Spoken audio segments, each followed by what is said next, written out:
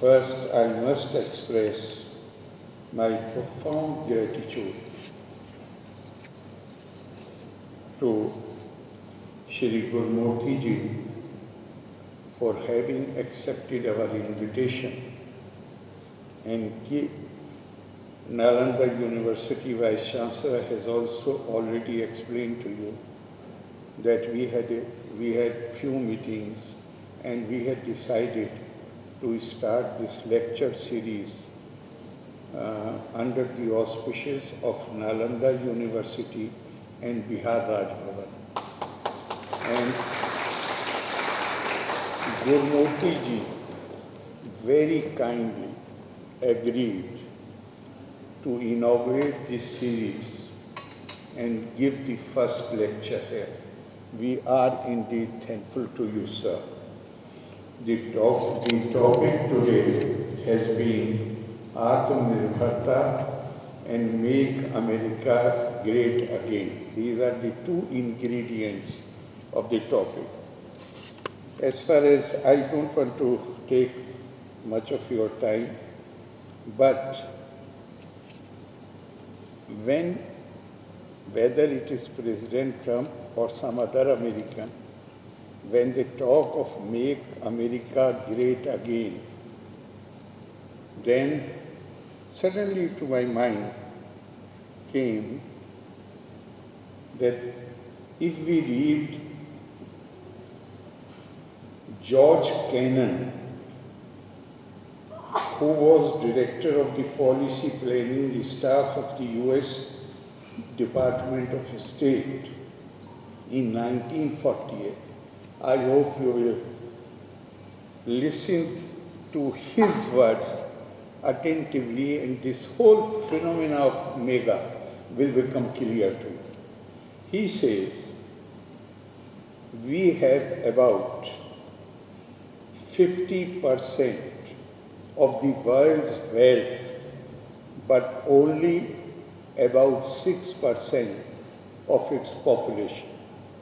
The population is less than 6%, and the wealth of the world, 50%, is owned by America. Now he says, America is known as the world's oldest democracy. They claim to be champions of human rights and all other humanitarian causes.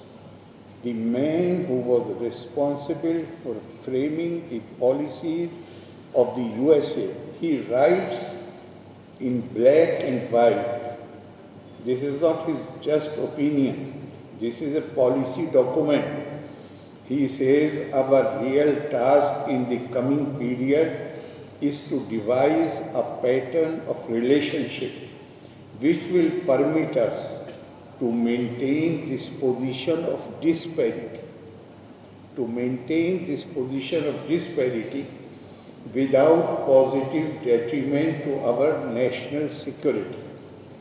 To do so, we will have to dispense with all sentimentality and daydreaming, and our attention will be concentrated everywhere on our immediate national objectives. We should cease to talk. I am emphasizing it. We should cease to talk about vague and unreal objectives such as human rights, the raising of the living standards, and democratization.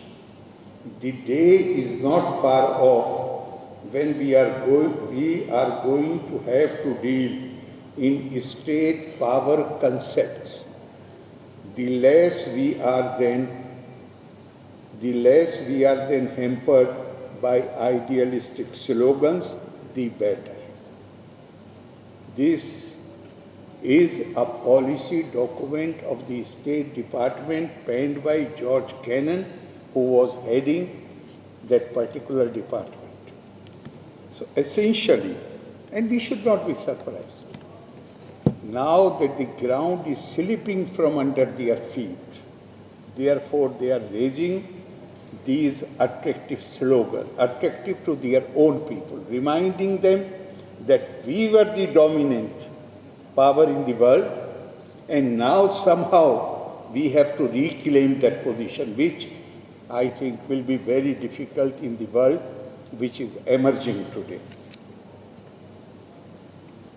And when you have power, we have, in our tradition, there's a beautiful shlok which says, Vidya mado, dhana mado, tirtiye abhijata mado, eta mada avaliptanam, etat eva satam dama.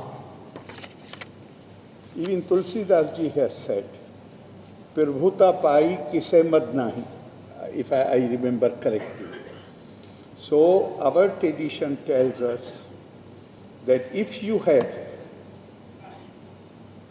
possess knowledge, and that must be extraordinary. If you have a lot of money, if you come from a family which has a noble heritage, then people who do not have a cultivated mind, a cultured mind, an evolved mind, it inebriates them. It creates ego in them.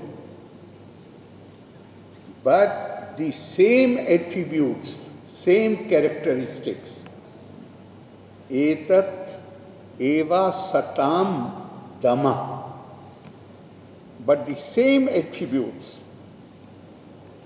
as far as a person of cultivated, evolved mind is concerned, a cultured mind is concerned, जिसे हम संस्कार कहते हैं, the same characteristics, the same attributes, the same qualities, instead of creating mad, these very things create dhamma.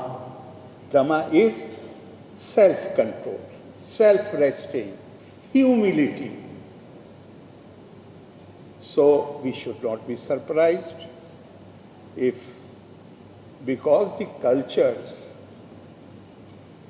which have a history of always thinking in terms of supremacy, because we are white, therefore we are higher than others, because we give expression to our faith or for a revered faith, some noble figure, and those who do not accept them, they are inferior to us. We speak certain language, therefore we are superior to others. We should never forget that the whole world recognized the principle of dignity of mankind only in 1948, which is not even 100 years old. Why there was need for the Declaration of Human Rights? The history of civilization, human beings have existed on this planet for more than 2 or 3 billion years. But history of civilization is also about 10,000 years old, 12,000 years old. This 12,000-year-old history is marked by each group claiming to be superior to others and denying human dignity to others. India, I'm not saying because I'm an Indian, make an objective study. Indian culture and civilization is the only culture in the world. The world recognized dignity of mankind in 48. We started our civilizational journey with the concept of divinity of mankind. Today, even United Nations recognizes Vedas to be the oldest book in the world. The 4 months established by Adi Shankara He took much, the buildings do not create any awareness or unity. It were the 4 Mahavakyas which he took from the 4 Vedas, which he gave to each one of them. Aham Brahmasmi, Tattva-amasi, Ayam Atma Brahma, and ultimately Prajnanam Brahma. All indicating to the divinity of mankind. So this is the cultures which claim to be, which denied even human dignity to others.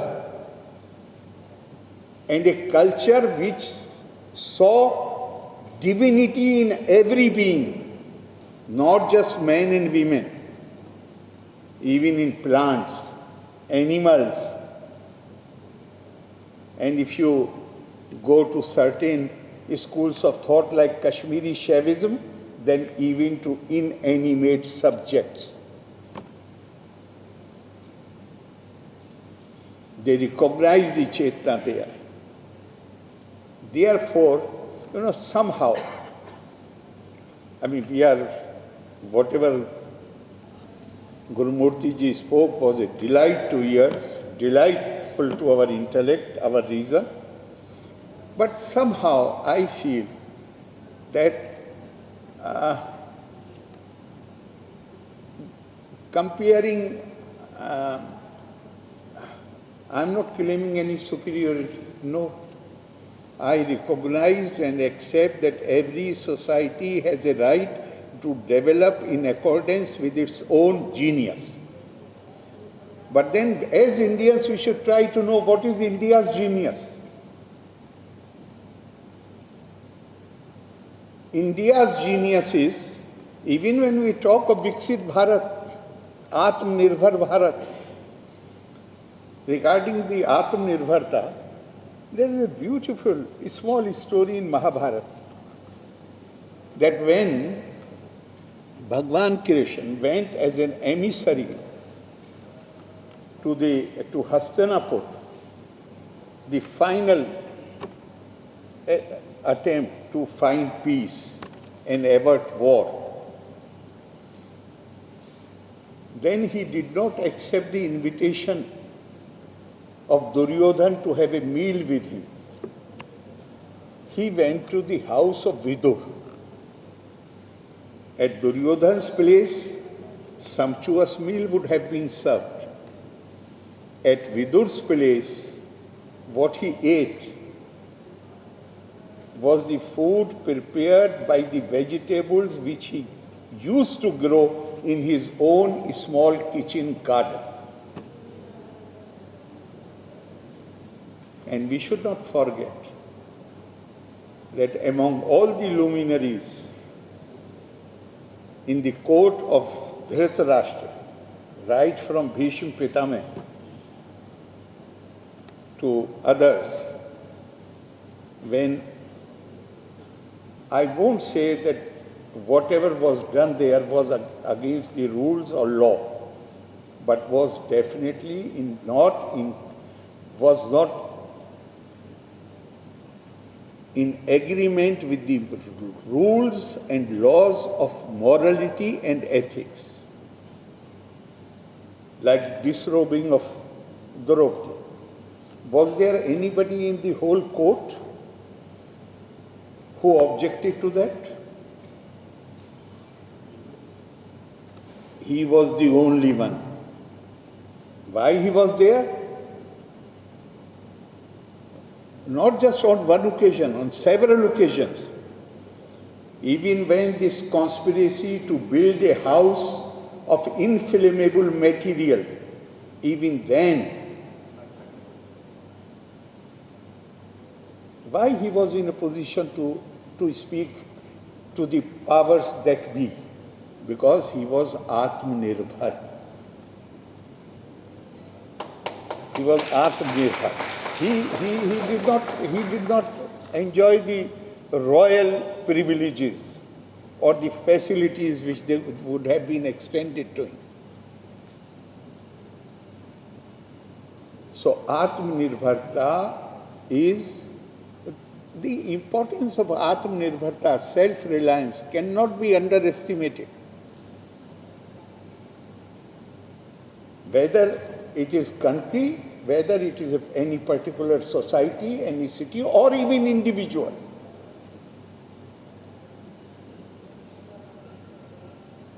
And we have been told, Tiyaj dekam kul siyarthe, Giramam syarthe tyajet kulam, Giramam janpad syarthe atmarthe prithvi tejet.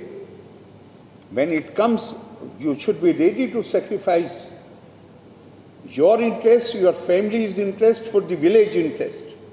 And you should be ready to sacrifice the village. For Janpad was used because India was politically fragmented. So these small states, Janpad was the term which was used for them. So you should be ready to sacrifice for that. But when it comes to your own conscience,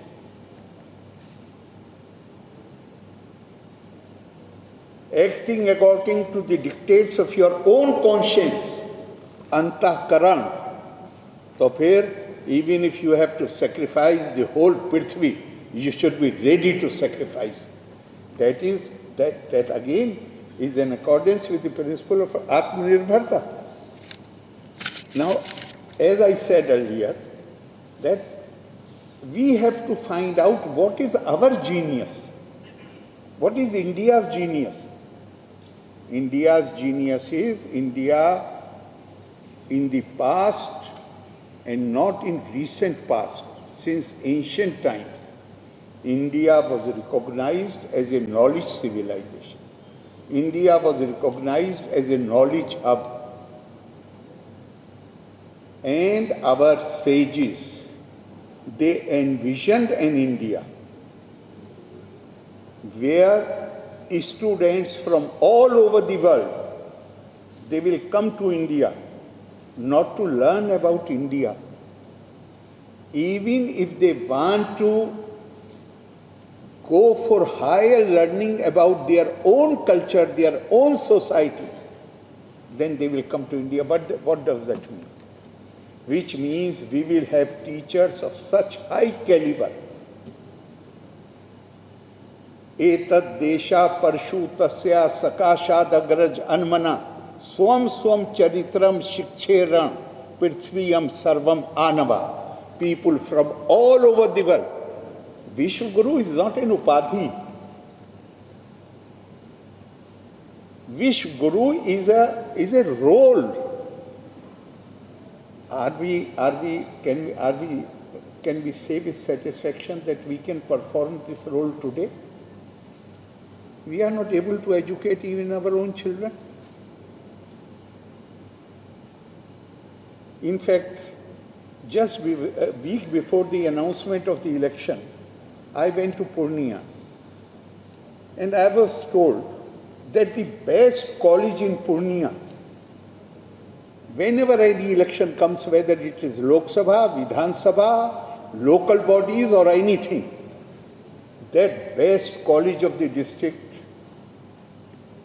even the principal is sent outside the college. Classes are not held. For 3 months. This is the importance which we give. This is the priority of education. I had told them, please send me a note immediately. Somehow they were not able to send the note and I could not take up this matter with the election commission or the government. But I felt so sorry, I can't tell you. I felt so sad, not sorry. Then this is the importance which we attach to education. When we describe India as knowledge hub or knowledge civilization, I mean, you don't really feel like praising yourself. But you go, if you see the old documents of the other countries, in 11th and 12th century, European Renaissance had not fully taken off. But Middle East, particularly Baghdad region, was rife with intellectual activities. The 5 great Arab historians, right from Tabari to Ibn Rushd, what they have written? Each one of them has written the history of the world in 9, 10, 11 volumes. And the first volume and the first chapter, everybody says, there are 5 civilizations in the world, major civilizations. And other countries only follow them. The Persian civilization is known for its majesty. Chinese for their craftsmanship and obedience to the rulers. The Romans for their beauty and chivalry. The Turks for their bravery. And India is the only. This is the English translation I am quoting. These are not my words. These are words of Tabari, the first historian. That India is the only civilization which is known for encouraging and promoting wisdom, knowledge and wisdom.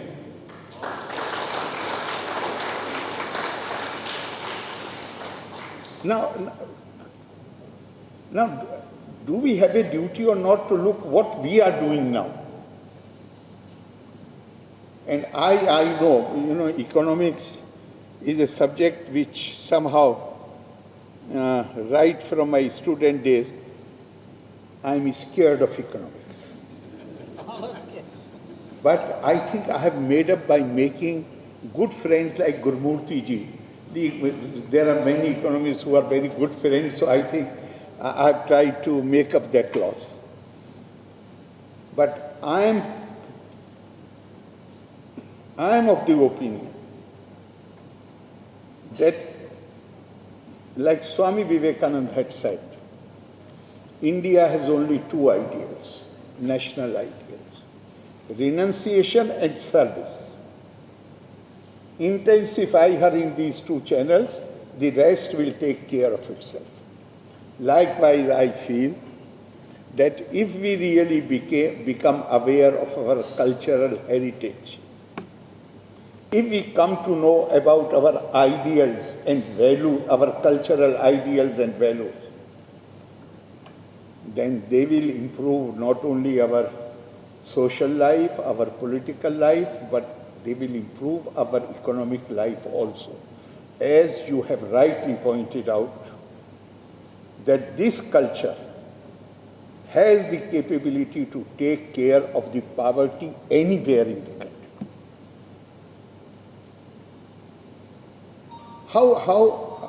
Where our inspiration comes from? In Srimad Bhagavad Gita, Lord Krishna tells Arjuna, Sakta karmani avidvasa yatha kurvanti bharata kuryat vidwan tatha sakta chikirshu loka sangarham. All of us, each one of us, not all of us, each one of us, we work hard to make a living, to make life comfortable for ourselves, our family, people whom we know. But here Lord tells Arjuna that Arjuna, each one is inspired, motivated, actuated by personal desires, selfish interest, because they do not have the knowledge. But a man who has knowledge, who has jnana, he works equally hard. But his inspiration comes from, why he does hard work? To ensure loka sangarham. Loka sangarham, welfare of mankind, not even welfare of India. Welfare of mankind, welfare of the world. Ayam nich paroveti garna laghu cheta sa mudar charita naam tu vasudev kutumbakam. We need to think. We need to test each one of us. And I'm not talking of those who are sitting here. Each Indian. Whether these ideals and values, they motivate us. There is no no interest is served by complaining against anybody. Nobody has time. If you are happy, people will join you in celebration. If you are complaining against USA or anybody, and who cares? And एक उर्दू का शेर मुझे याद आ गया, तकदीर के काजी का ये फतवा है अज़ल से, है जुर्म ज़ईफ़ी की सज़ा मर्ग मफाजात. The Lord of the Destinies has decreed since day one that if you are weak, then this is a sin, and the punishment of the sin is that you will be finished. हमने क्या, अब मैं आपसे पूछता हूँ, if we were called सोने की चिड़िया, and we were so prosperous that we attracted people from all over the world, हमारे पास we had no power. How is it possible that you are so prosperous and you are devoid of power? No, we became devoid of power because, as Swami Ranganathananda has said in his famous work, Eternal Values for a Changing Society, that we were worshippers of Ma Saraswati, but worshipping Saraswati means not only acquisition of knowledge, tapa swadhyay niratam, but the process is completed when the acquired knowledge is shared with others. Swami Vivekananda has said so, but Swami Ranganathananda ji has written in detail about it. And he has quoted a line from Srimad Bhagavatam. Saraswati Gyan Khalv Yatha Sati, a scholar who imprisons knowledge within her own self is not a devotee of Saraswati, is a villain of Saraswati. If we, maybe I had to give my views on Viksit Bharat, Atmanirbhar Bharat. There have been several meetings where Honorable Prime Minister was present, other important people were present, and I emphasized that we will become real Viksit and we will become real Atmanirbhar. Then when we recognize our genius, and our genius is, Indian mind is really something very different. Oh, America में मुझे Obama के ज़माने में याद है channel पर कह रही कि मैथमेटिक्स पढ़ो नहीं तो हिंदुस्तानी आ रहे हैं. तो अब कुछ बात तो है. और देखिए, this world is everywhere, anywhere you go. ये पैराडॉक्सेस हैं हर जगह. And what a beautiful, and I will conclude with that. This is the reality of our world. We should recognize it. Kvachid veena vadyam, kvachidapi ha heti ruditam. At the same time, in the same city, maybe in the same mohalla, एक तरफ you will listen to beautiful music, delightful, and at some distance, wails of lamentation. People in pain, sorrow, grief. Kwachi nari ramya, kwachi dapi jara jar jara vapu. Here the word used has been used nari, but I believe nari, purush, koi bhi khoobsurat log, swasth log, healthy people. And same time you will see some others whose bodies have decayed, almost decomposed. Kvachid vidvad goshti, like this meeting we are sitting here and discussing problem, intellectual are sitting here. reasoned, informed debate is going on. Cauchy दपी सुरा मरता कला। और उसी वक्त कहीं पे आप जाइए थोड़ी दूर पे तो शराब पिए हुए एक दूसरे से वहाँ भी आर्गूमेंट हो रहा है।